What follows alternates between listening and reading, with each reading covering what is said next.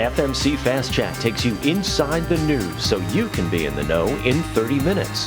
Hosted by Fair Media Council CEO and Executive Director Jaci Clement, Fast Chat features notables in news, media, and business.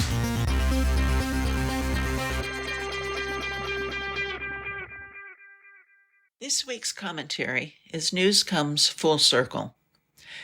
Ever have a situation in front of you for which there seems to be no answer? Factor in a tight deadline demanding an instant answer, and you'll get a taste of what it's like to run a newsroom every moment of every day. When you finally get to call it a night, you find yourself facing a mixed bag of emotions. There's the good, you know you kept the enterprise running by making swift decisions. There's the bad, you know somewhere during the course of the day you needed more information in which to make a decision, but you didn't have the luxury of time to find out what you were missing. And then there's the ugly. You know you screwed up something, but you don't know what. Combined, this situation explains why the best newsies look like they've never slept a wink in their lives. They haven't. And now that you have the lay of the land, let's level up. The dilemma of journalism in these modern times has been how to establish and maintain credibility after decades of moving news in other directions. We've lived through the era of let's be likable, which gave rise to a genre of news personalities who were the polar opposites of Cronkite and Murrow. These icons were powerful and credible, yes, but also more than a little bit scary. The focus on the new breed of news anchors was approachability.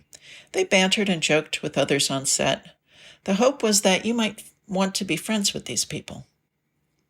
The rise of digital news pushed things further down the road, with the let's be first mentality taking hold inside newsrooms.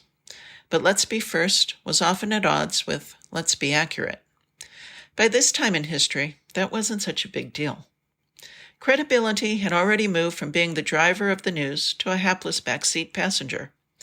And when the rearview mirror reminded the industry how far it went astray, credibility found itself bound and gagged, locked in the trunk.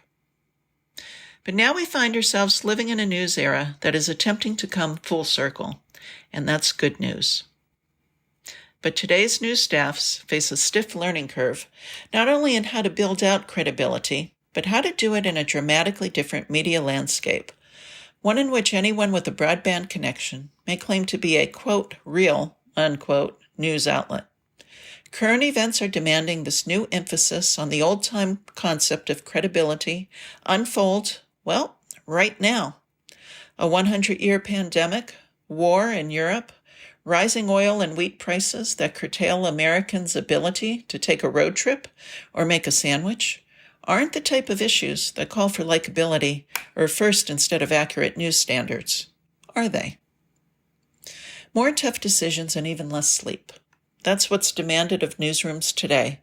It's not just about improving the news, but strengthening democracy, and America too.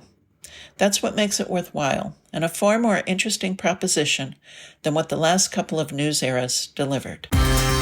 The Fair Media Council is a 501c3 nonprofit organization advocating for quality news and working to create a media-savvy society. For more information about the Fair Media Council and upcoming Fast Chat shows, check out fairmediacouncil.org.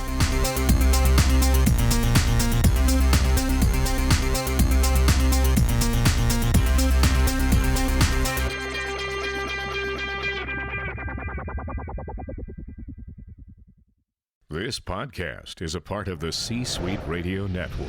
For more top business podcasts, visit c-suiteradio.com.